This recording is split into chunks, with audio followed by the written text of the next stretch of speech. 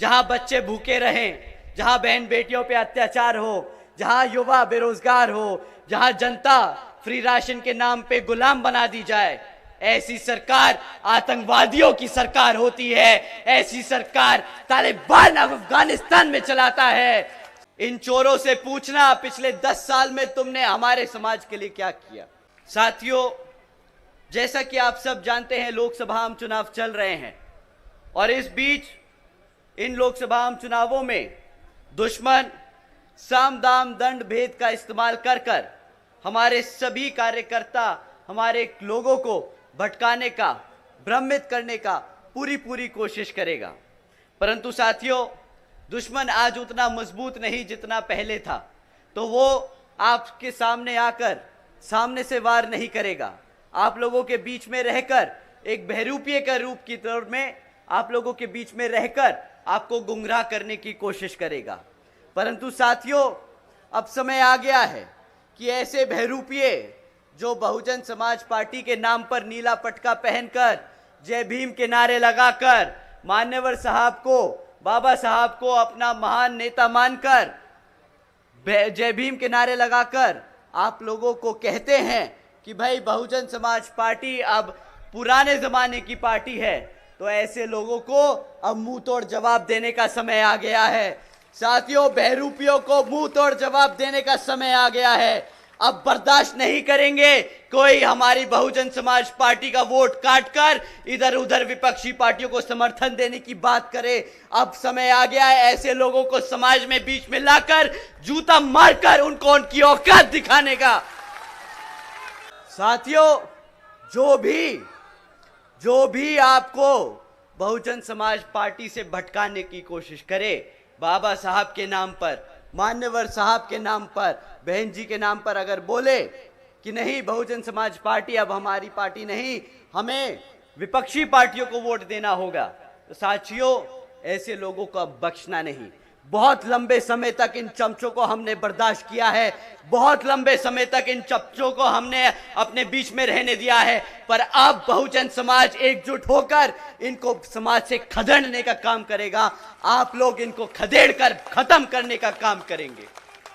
पिछले कुछ समय से विपक्षी पार्टियां खूब पैसा बहा रही है, ऐसे चमचों को फंड करती है, ऐसे छुटपुट लोगों को पैसा देकर आप लोगों के बीच में भेजकर इनको आपको गुमराह करने की कोशिश कराती है। आप जानते हैं इन मोटी मोटी बड़ी बड़ी पार्टियों को पैसा कहां से मिलता है। आप जानते हैं ये भाजपा, कांग्रेस, समाजवादी पार्टी कहां से पैसा उठाती है। ये धरना सेठों से पैसा उठाती है। साथियों, ये वो पार्टियां हैं जो पिछले सिर्फ 6 सालों में इलेक्टोरल बॉन्ड्स के द्वारा 16,500 करोड़ रुपए ये धरना सेठों से चंदे के रूप में ले चुके हैं।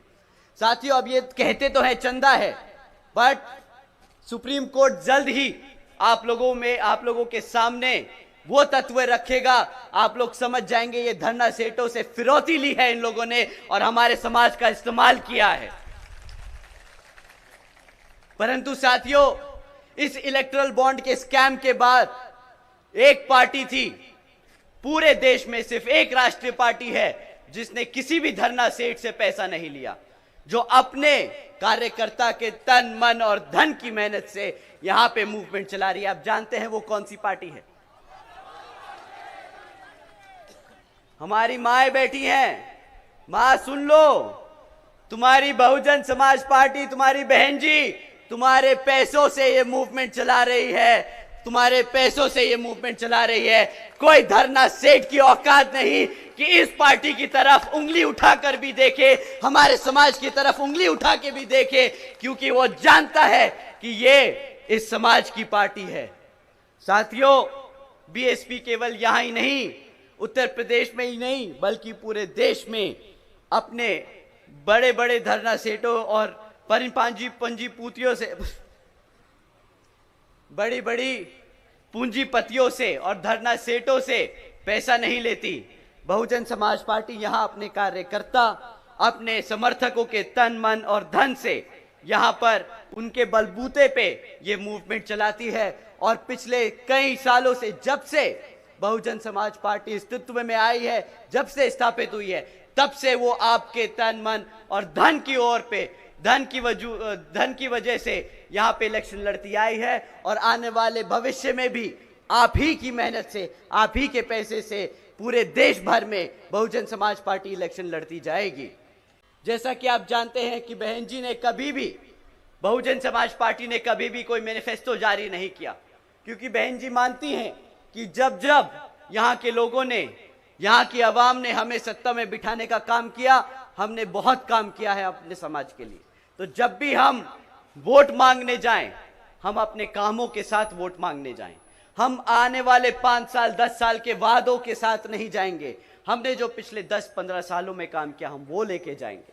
तो साथियों, इसी आधार पर हम आपसे दरख्वास्त करेंगे कि जब भी कोई विपक्षी पार्टी आप लोगों के बीच में आए वोट मांगने, तो आप उनसे उनके पिछले 10 सालों का काम मांगे कि भाई तुम पिछले 10 साल से सत्ता में थे, पिछले 5 साल से सत्ता में थे, पिछले 2.5 साल से सत्ता में थे, तो तुमने हमारे समाज के लिए क्या काम किए, उसके आधार पे आप उनको वोट देने का काम करेंगे। साथियों, इस बारी सवाल बिना किए कोई वोट नहीं जाएगा। हमारी माँ यहाँ बैठी हैं, आप अपने बच्चों को समझा दीजिएगा कि बेटा इस बारी बिना सवाल किए, बिना जवाब मांगे कोई वोट नहीं देगा। साथियों, पिछले 10 साल से केंद्र की सरकार में कौन सी पार्टी सत्ता में रही? कौन सी पार्टी सत्ता में रही? चोरों की पार्टी सत्ता में रही, भाजपा नहीं, चोरों की पार्टी सत्ता में रही है। तो साथियों, इन चोरों से पूछना पिछले 10 साल में तुमने हमारे समाज के लिए क्या किया। साथियों, पूछना, आप इनसे जाति और धर्म के आधार पे सवाल नहीं करना। अगर हम जाति और धर्म के आधार पे कुछ सवाल कर दिए तो इलेक्शन कमीशन कल हमें बंद कर देगा, कहेगा तुम जाति और आधार के नाम पर वोट मांगने का काम कर रहे हो। परंतु आदरणीय प्रधानमंत्री जी भड़काऊ भाषण दे सकते हैं, प्रधानमंत्री जी मुसलमान और हिंदू कर सकते हैं, तब इलेक्शन कमीशन की आंखों पे पट्टी बंध जाएगी, मुंह पे टेप बंध जाएगा, तब इनके हाथ में कोई ताकत नहीं होगी।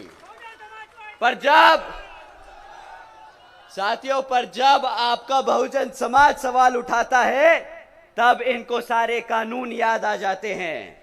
कोई बात नहीं, एक समय आएगा जब गद्दी पर बहुजन समाज पार्टी की राष्ट्रीय अध्यक्ष बहन कुमारी मायावती जी प्रधानमंत्री होंगी, और फिर वो कानून के आधार पर यहां पर काम करने का पूरी कोशिश करेंगी।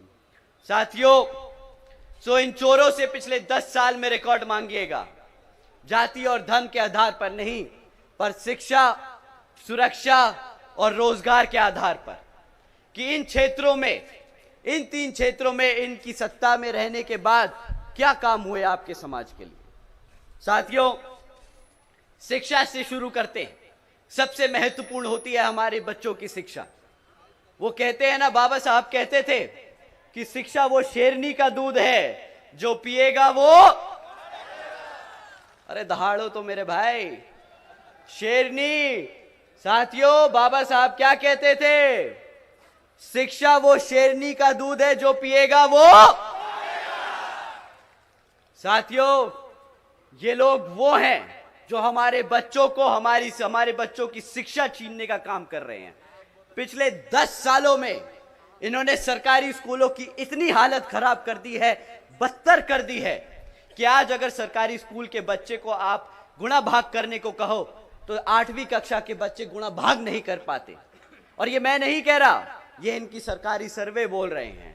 अगर आप उनसे पूछो अंग्रेजी में 4 सेंटेंस बोल दो बच्चे, तो वो सेंटेंस अंग्रेजी में सवाल जवाब नहीं कर सकते, वो समझ नहीं पाते कि सामने वाला अंग्रेजी में बोल क्या रहा है। साथियों, अगर शिक्षा के और नाम पर आपने ये खिलवाड़ किया है, तो आप बताइए क्या इन लोगों को वोट बनता है कि नहीं? वोट नहीं बनता तो क्या बनता है? जूता, चप्पल या लाठी? क्या तीनों मारोगे? तीनों मारोगे? ठीक है साथियों, तो एक एक जोड़ी चप्पल निकाल लीजिए, एक एक लाठी निकाल लीजिए और एक एक जूता निकाल लीजिए। वोट मांगने आए, उसी हिसाब से उसे वो चप्पल, जूता और डंडा मार मार के उसको बता देना कि जो तुम लोगों ने हमारे से शिक्षा छीनी है, उसके बदले तुम्हें वोट नहीं, ये डंडा मिलेगा। साथियों, शिक्षा के नाम पर इनसे जब सवाल करोगे तो ये आपको डिजिटल इंडिया की बात बताएंगे कि हमने डिजिटल इंडिया बनाया है। इंडिया में हर एक बच्चा आज कंप्यूटर पे है, वो टेक्नोलॉजी के बारे में सीख रहा है। परंतु साथियों, हकीकत ये है कि आज 65% से ज्यादा सरकारी स्कूलों में एक कंप्यूटर तक नहीं है। अगर सरकारी स्कूलों में कंप्यूटर नहीं होगा तो कहां से डिजिटल इंडिया बनेगा, कहां से हमारा बच्चा स्कूलों में टेक्नोलॉजी के बारे में सीखेगा? आप ही बताइए साथियों। अभी 10-12 दिन पहले की बात है, कुछ छात्र बाबा साहब भीमराव अंबेडकर जी की यूनिवर्सिटी में, बाबा भीमराव अंबेडकर जी की यूनिवर्सिटी जो है उसमें बाबा साहब की जयंती बनाने की कोशिश कर रहे थे। परंतु वहां के प्रोफेसर, डीन, उन लोगों ने क्या किया, बच्चे अपने बाबा साहब को पूज रहे थे तो उनसे वो बर्दाश्त नहीं किया गया। लाठी मार मार कर उनको पीटा, सिक्योरिटी गार्ड को बुलाकर उनको पीटा और फिर उनके खिलाफ केस, फर्जी केस दर्ज कराकर उन्हें जेल में डाल दिया। साथियों, क्या इस स्वतंत्र भारत में, बाबा साहब के भारत में, क्या हमको उनकी जयंती बनाने का हक नहीं है क्या? अगर कोई आपसे वो हक छीने तो उसकी क्या सोच है, आप ही बताइए। कैसी सोच है उसकी अगर वो बाबा साहब की जयंती नहीं बनाने देना चाहता? मानवतावादी जो गंदी सोच है इन लोगों की, जो बाबा साहब को नहीं मानते, जो बच्चे बाबा साहब के बारे में पढ़ते हैं, जो उन्हें अपना भगवान मानते हैं, उनके खिलाफ हैं ये लोग। तो अगर सरकारी कॉलेजेस जहां पे शिक्षा दी जाती है, अगर शिक्षा के जन्मदाता, शिक्षा के जो प्रतीक है हमारे, अगर उसकी ही जयंती नहीं बनाने देंगे तो ये लोग किसके साथ हैं और किसके खिलाफ, आप खुद ही समझ जाइएगा साथियों। इन्होंने जातिवादी हमारे बच्चों की शिक्षा तक में घुसा रखी है। ये चाहते नहीं कि हमारे बच्चे पढ़े, हमारे इतिहास के बारे में जाने। आप जानते हैं ना वो बड़े बुजुर्ग क्या कहते हैं? मैं सभी युवाओं से बोलता हूं साथियों, बड़े बुजुर्ग हमेशा कह के गए हैं कि अगर किसी समाज को खत्म करना है तो उसका इतिहास मिटा दो, उसको इसके इतिहास से दूर कर दो। हमारे स्कूल में, हमारे कॉलेजेस में बाबा साहब का इतिहास है, हम उनके बारे में पढ़ते हैं तो आज हम जानते हैं कि हमारी ताकत, हमारी शक्ति क्या है। ये लोग आपको आपके इतिहास से दूर करने की कोशिश कर रहे हैं, आपको दोबारा से वही गुलाम बनाने की कोशिश कर रहे हैं साथियों, शिक्षा के नाम पर इन्होंने सिर्फ खिलवाड़ किया है। तो जब ये शिक्षा का मुद्दा उठाना हो तो बताइएगा कि जब तुमने हमारे बच्चों को बाबा साहब की जयंती नहीं बनाने दी, जब तुमने हमारे बच्चों को पढ़ने नहीं दिया सरकारी स्कूलों में, तो किस बात का वोट बनता है तुम्हारा? आप ही बताइए साथियों, वोट बनता है क्या? इसी क्रम में साथियों, जब आप उनसे रोजगार की बात करोगे तो सबसे बड़ा मुद्दा आपके पास है, हमारे युवा साथी झेल रहे हैं ये पेपर लीक होने का। बताइए साथियों, कौन सा महीना होता है जब पेपर लीक नहीं आता? पेपर लीक की खबरें कब नहीं आती आपको? कोई ऐसा महीना जाता है कि नहीं जाता है? बताइए, नहीं जाता ना साथियों। इन्होंने जो खिलवाड़ किया है ना आपके साथ, वो आप लोग खुद झेल रहे। हर कोई महीना ये खबर आती रहती है कि सिर्फ फलाना सरकारी नौकरी के लिए एग्जाम पेपर निकला था, वो बच्चे पढ़ने गए, पढ़ के उसको देकर आए और वो पेपर लीक हो गया। सरकार को बहाना मिल गया वो जो भर्ती निकली थी वो कैंसिल करने का। मानते हैं साथियों, अगर भर्ती नहीं करनी है तो पेपर दिखा के उसको कैंसिल कर दो, लीक करा दो, कैंसिल कर दो, ताकि आपको सरकारी नौकरी ना देनी पड़े।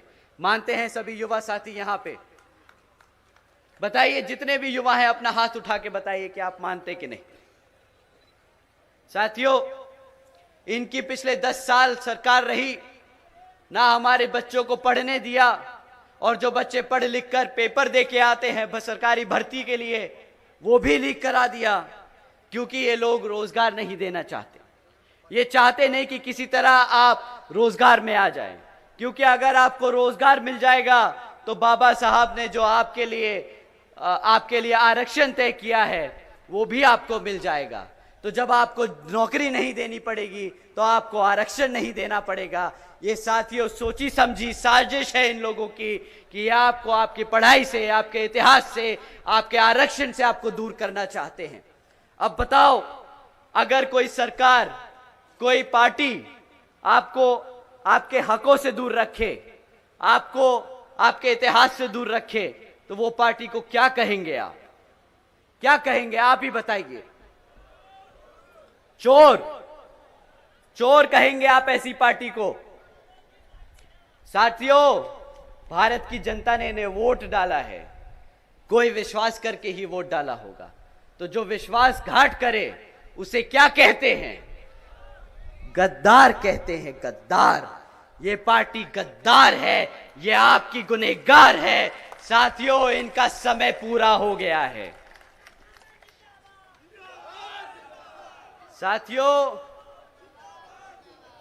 साथियों ऐसा नहीं है कि ये सरकार आपको रोजगार नहीं दे सकती। आप जानते हैं कि सेंटर में 30 लाख से पद खाली पड़े हैं, 30 लाख से ज्यादा सरकारी पद खाली पड़े हैं। चाहे तो ये कल आपको रोजगार दे चाहे तो आपको कल रोजगार दे दे, परंतु इनकी नीयत नहीं है, इनकी इच्छा नहीं है कि आप कभी रोजगार में आ जाओ। तो साथियों, ऐसी सरकार जो रोजगार नहीं देती, जो पढ़ने नहीं देती, ऐसी सरकार को कोई हक नहीं सत्ता में आने का। ऐसी सरकार को कोई हक नहीं आपके बीच में आने का। ऐसे लोग अगर आपके बीच में आए तो जूता निकाल के रेडी कर लीजिएगा कि वोट की जगह जूता मारने का समय आ गया है इनको। साथियों, कुछ दिन पहले आदरणीय प्रधानमंत्री जी ने मंच से कहा था कि कुछ लोग उत्तर प्रदेश की भाजपा सरकार को बुलडोजर की सरकार कहकर बदनाम कर रहे हैं। अब आप ही बताइए, जो सरकार अपने गरीबों का घर उजाड़े, जो सरकार उनसे उनका घर छीन ले, तो वो क्या बुलडोजर की सरकार नहीं है? आप ही बता दीजिए। बुलडोजर की सरकार है कि नहीं, आप ही बता दीजिए। साथियों, ये बुलडोजर की सरकार पर आदरणीय प्रधानमंत्री जी ने कहा था कि नहीं, वो बुलडोजर की सरकार नहीं है। तुम्हें आंखें खोलनी चाहिए और देखना चाहिए कि उत्तर प्रदेश में कितनी प्रगति हो रही है, कितना व्यापार बढ़ रहा है। तो साथियों, हमारे प्रधानमंत्री जी हैं, अगर कहेंगे आंखें खोल के देखो, तो हमने कोशिश करी, ढूंढा कि उत्तर प्रदेश में क्या चल रहा है। घर उजाड़ना तो एक कहानी थी, दूसरी ओर क्या चल रहा है हमने वो भी पढ़ने की और समझने की कोशिश करी। तो साथियों, पाया कि यूपी आज पूरे देश में नंबर 1 बन चुका है। उद्योग में नहीं, अपनी बहन बेटियों पे अत्याचार करने के लिए देश में नंबर 1 बन चुका है। लालच है ऐसी सरकार को जो अपनी बहन बेटियों को सुरक्षा नहीं दे पाती। साथियों, उससे भी डरावना सच सामने आया।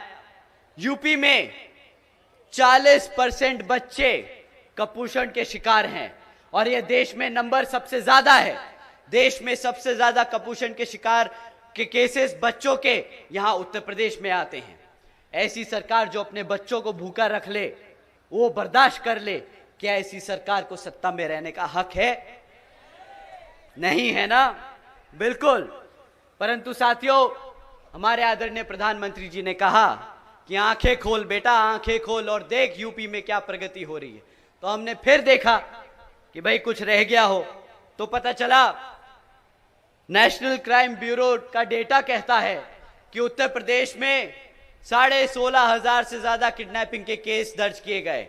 अब आप ही बताइए, जहां पे बच्चे बहन बेटियां सुरक्षित नहीं हैं, हमारे छोटे छोटे बच्चे भूखे रह रहे हैं, जहां पे किडनैपिंग बढ़ती जा रही है, तो ये बुलडोजर की सरकार तो नहीं है। साथियों, मैं मानता हूं कि ये बुलडोजर की सरकार नहीं है। साथियों, जो ये सरकार है, जो ये बुलडोजर की सरकार नहीं, ये गद्दारों की सरकार है, गद्दारों की सरकार है।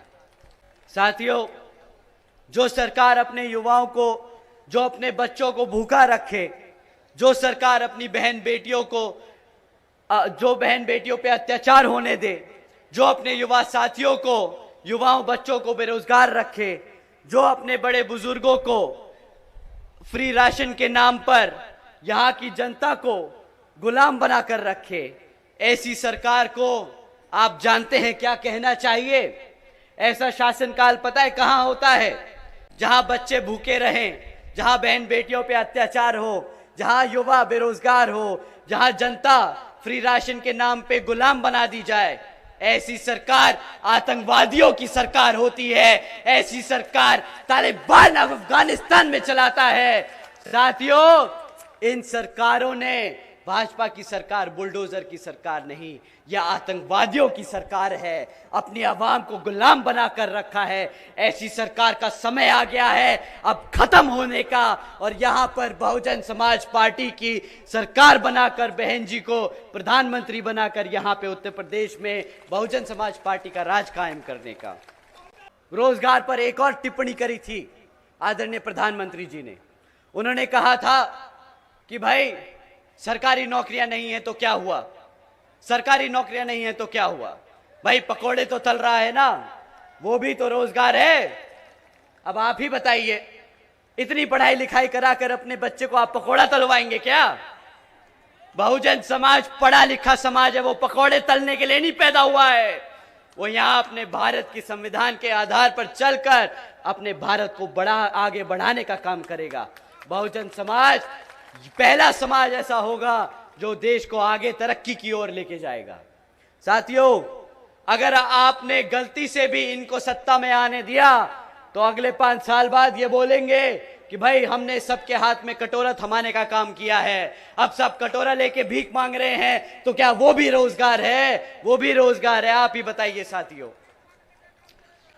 साथियों, जब आप लोग भूखे हो, जब आप लोगों पे अत्याचार हो रहा है, तो आपका ध्यान भटकाने के लिए क्या करता है ये सरकार? क्या करती है ये भाजपा की सरकार? आपको बोलती है कि हम मुफ्त में राशन देंगे। कहते हैं बड़ा चौड़ से कि 140 करोड़ की आवाम में से 80 करोड़ जनता को इन्होंने मुफ्त में राशन दिया। अब आप ही बताइए, क्या राशन मुफ्त में लेने के लिए भारत की जनता ने इन्हें सत्ता में बिठाया था? आप ही बताइए। मेरी माँ यहां बैठी हैं, माँ बताओ, तुम्हारे बच्चे को मुफ्त में राशन देने के लिए सत्ता में बिठाया था? नहीं ना। परंतु इसकी कीमत अब बहुत महंगी हो गई। आप लोग जानते हैं कि 80 करोड़ जनता को जो मुफ्त में राशन दे रहे हैं, हमारे जो फॉर्मल सेक्टर में लोग मेहनत करके टैक्स जमा करते हैं, आप जो दूध खरीदते हो, जिसपे आप जीएसटी जमा करते हो, उससे ये पैसा आता है। आप पता है आप कितनी कीमत चुकाते हो इस मुफ्त राशन की? साथियों, आप सालाना 2 लाख करोड़ की कीमत चुकाते हो अपने पैसे से। आपके मेहनत के कमाए के 2 लाख करोड़ रुपया ये जनता को मुफ्त में राशन देने का काम करती है। एक तरफ बोलती है मोदी जी का नमक खाया है वोट दो, एक तरफ बोलती है मोदी जी का नमक खाया है वोट दो। अरे भाई, जिससे तुम राशन खरीद रहे हो, जिस पैसे से तुम राशन खरीद के जनता को दे रहे हो, वो भी तो जनता का ही पैसा है। ये लोग ब्लैकमेल करना बहुत अच्छे से जानते हैं, ये लोग ब्लैकमेल करना बहुत अच्छे से जानते हैं। परंतु साथियों, उन्होंने चूना भी लगाया इसी तौर। आपको वो दिखाया 80 करोड़ जनता को मुफ्त में राशन, आपको इमोशनली ब्लैकमेल किया कि ये लीजिए राशन लीजिए मुफ्त में और मोदी जी को वोट दीजिए। परंतु साथियों, आप जानते हो आपके युवा, आपके बच्चे क्या कीमत चुका रहे हैं इसकी? आप क्या कीमत चुका रहे हो उसकी? आपको साल का 6 से 12 हजार रुपए से ज्यादा का राशन नहीं देते। बिल्कुल माँ, हमारी माँ यहाँ सफेद साड़ी में बैठी है। माँ, आपको 12 हजार से ज्यादा रुपए का राशन तो नहीं मिला होगा? नहीं। परंतु अगर आपके घर में एक बच्चे को क्लास 4 की सरकारी नौकरी भी मिल जाती तो वो महीने का आपको पता है कितना कमाता? वो महीने का 25 से 30 हजार रुपया कमाता, साल का 2.5 से 3 लाख रुपया कमाता। आपको 12 हजार रुपए का राशन थमाकर आपके बच्चे से 3 लाख रुपए छीनने का काम किया है इस सरकार ने। 3 लाख रुपए छीनने का काम किया है। ये लोग बहुत समझदार हैं, ये ऐसा चूना लगाते हैं पता ही नहीं चलता। परंतु हमारा आज पढ़ा लिखा युवा है, पढ़ा लिखा युवा है, समझता है कि ये मुफ्त के राशन की देने के चक्कर में हमें कितना बड़ा धोखा, हमारे साथ कितना बड़ा धोखा किया जा रहा है। परंतु छोड़िए, एक बारी को ये भी माफ है। माफ वो नहीं होगा जो ये कर्जा हमसे बिना पूछे हमारे बच्चों पे लाद देते हैं। साथियों, जब 2014 में ये लोग सत्ता में आए थे तो भारत सरकार पर 58,60,000 करोड़ का कर्जा था। आज 2024 में वो कर्जा 152 लाख करोड़ पहुंच चुका है। आप जानते हैं साल का सिर्फ 10 लाख करोड़ रुपया हम ब्याज चुकाते हैं उस कर्जे का। आप जानते हैं भारत में जो बच्चा पैदा होता है, आज हर एक बच्चा 3.5 लाख के कर्जे के साथ पैदा होता है। इन लोगों ने हमारे बच्चों को, आने वाले बच्चों को भी इन्होंने कर्जे में डुबा दिया। ऐसी सरकार को क्या हक है सत्ता में बैठने का, बताइए साथियों। अगर आप ये लोग मानते हैं कि इनको सत्ता में बैठने का हक नहीं, तो अब और बर्दाश्त मत कीजिएगा। अब वोट डालकर यहां पर बहुजन समाज पार्टी को मजबूत कर बहन जी को प्रधानमंत्री बनाइएगा। आप लोगों से ये मेरी पुरजोर अपील है।